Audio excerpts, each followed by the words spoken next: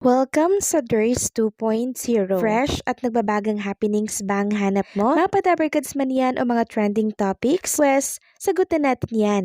Kaya naman isubscribe nyo na ang ating channel para sa mga nagbabagang balita everyday. Welcome back again sa ating YouTube channel mga kadabarkads, and for tonight's video ang pag-uusapan natin ay tungkol sa mga importanteng kaganapan sa loob at sa labas ng Itbulaga, and syempre patungkol po kay Raisa May at kay Bimbi. So ngayong araw nga po mga kadabarkads ng linggo, sineselebrate po ng Team Raisa ang 3 million followers po nila sa Facebook. At bilang parte nga po ng celebration ng 3 million followers nila, nagluto po si Mami Riza ng isang malaking kaldero po ng kanin, tapos nag-order po sila ng isang buong lechon. At ayon nga po sa video mga kadabarkads, lubos daw po ang pasasalamat nila sa mga supporters na wala pong sawang sumusuporta at patuloy pong nanonood sa kanilang mga video dito po sa Team Raisa. So pumunta nga po sila ni Raisa May, kasama po yung isang kapatid ni Raisa na lalaki dito po sa isang park. Dala-dala po nila yung pagkain na prepare po nila. Tapos naglaro po sila dito mga kadabarkads. Yung matalo, yun po yung tatakbo. Tapos yung manalo, yun po yung kakain habang tumatakbo po mga kadabarkads. Yung kasamahan po nila. At alam nyo ba, sobrang naging aliw po ng larong ito. Kasi nagkakalituhan na nga kung sino yung talo, kung sino yung panalo, at kung sino po yung kakain. Kaya kung nyo makikita at mapapansin sa video na to mga kadabarkads, tawang-tawa si Raisa May at yung kapatid niya po. Kaya ang ginagawa na lang nila, pinapanindigan na lang po talaga nila na sila yung panalo mga kadabarkads para nga naman po walang gulo. Sabi nga po ni Raisa May, baka daw po diet si Mami Riza mga kadabarkads kasi instead na kumain, tumatakbo pa rin kahit siya po yung panalo. Ang kagandahan po ng celebration nila mga kadabarkads, yung sobra po or matitirang pagkain sa kanilang mga inihanda po dito mga kadabarkads ay ipapamigay or isi-share sa mga taong andirito po sa park mga kadabarkads. Every time din naman po na nagluluto si Mami Riza, inamin niya po na yung mga pagkain po na sobra nila talagang sinishare at pinapamahagi po nila sa mga nadadaanan po nila dito po sa kanilang lugar. Kaya naman congratulations Team Raisa, at nawa ay mas marami pang followers at mas maraming views pa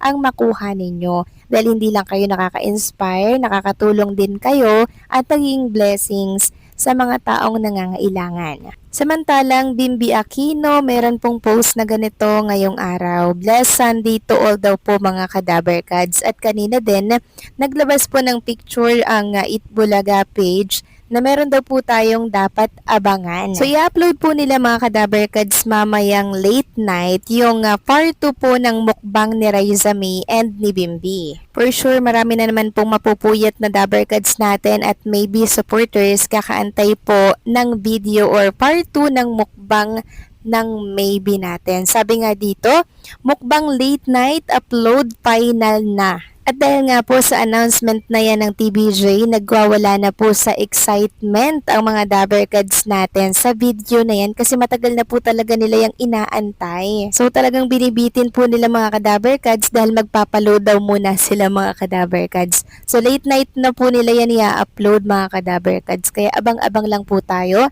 dahil for sure marami na namang nakakakilig na moments ang mukbang nila dito. Samantalang talakayin naman natin ang naging statement ni Bimbi para po yan kay Raisa May Dizon na kung saan ay worth the wait nga po si Raisa. Ayon nga dito sa lumabas na write-ups, Raisa is worth the wait, don't worry Tito Vic, Bimbi's sweet reply to Raisa muling kiniligan. Mukhang muling kinilig ang maraming netizen matapos muling umikot online ang isang clip mula sa Itbulaga tampok sina Raisa May Dizon at Bimbi Aquino Yap. Sa naturang episode, paberong pinayuhan ni Bossing Vic Soto si Raisa tungkol sa first kiss nito.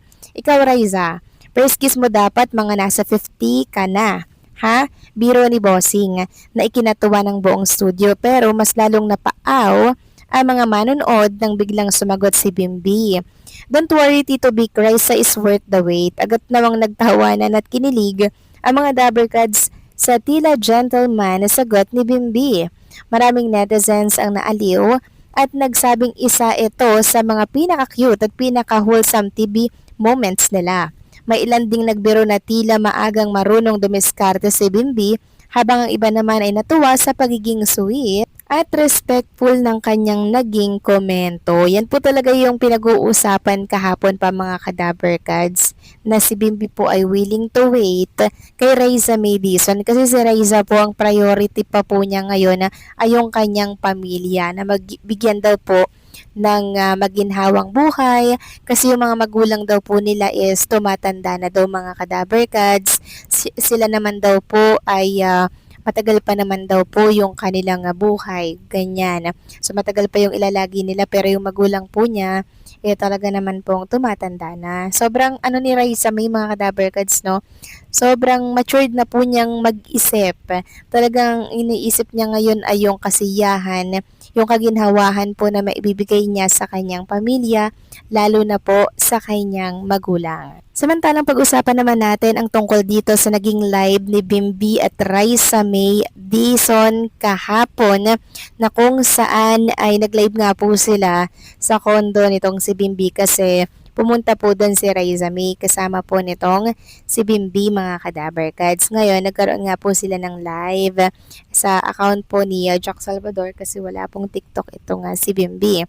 So, syempre, nagulitan sila doon, nakipag-banding po sila sa mga viewers nila and talagang binabasa po ni Bimbi yung mga komento ng mga viewers nila.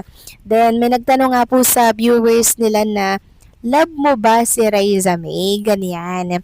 Binasa po yun ni Bimbi at sinagot din po ni Bimbi mga Kadaber Cards. Sabi po ni Bimbi, yes, of course. Love niya daw po si Raisa May Dizon. So parang nadulas pa nga po dito si Bimbi kasi wala siyang para-para mga Kadaber Cards. Tapos kumambyo siya na as a friend lang muna, ganyan.